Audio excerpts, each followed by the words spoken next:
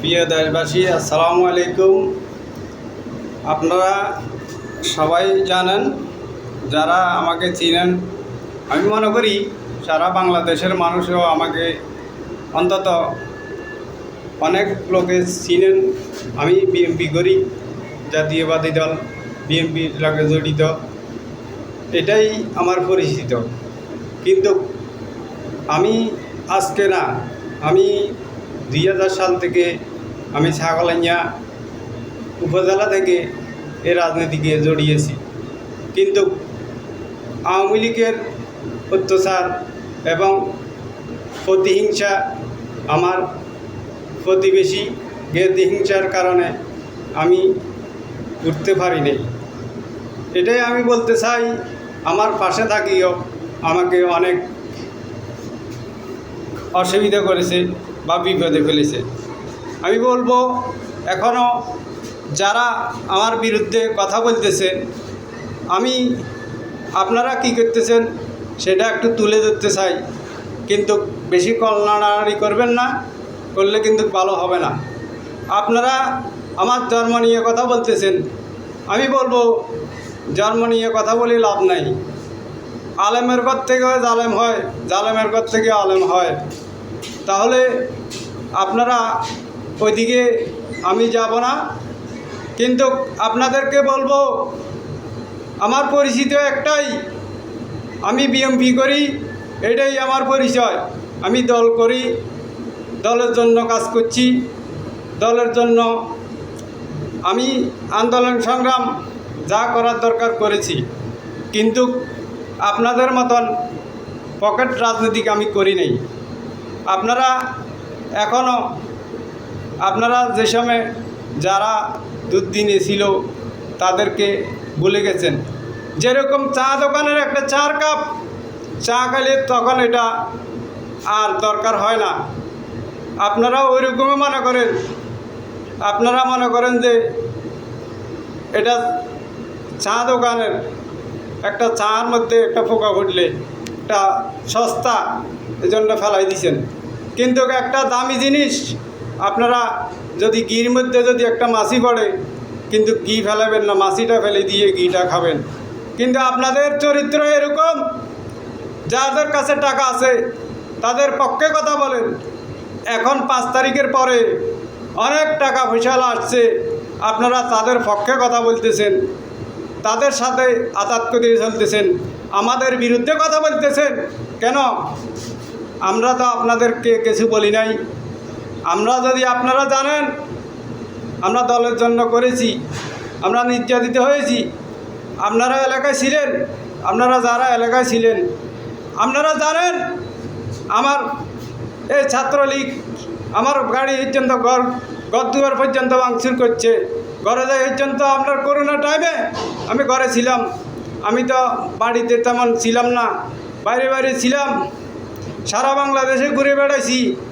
ছাগলাইয়া থেকে বাইরে যখন আসছি, আওয়ামী লীগ সরকার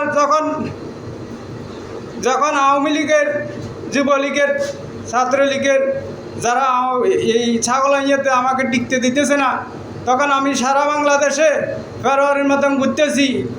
তখন আমি করোনার টাইমে আমি বাড়িতে গেছি। ছাত্রলীগ, যুবলীগ তারা আমার বাড়িতেও আমাকে থাকতে দেয় নাই। কিন্তু এটা হলো প্রতিহিংসা। আমি প্রতিহিংসার রাজনীতি করি না।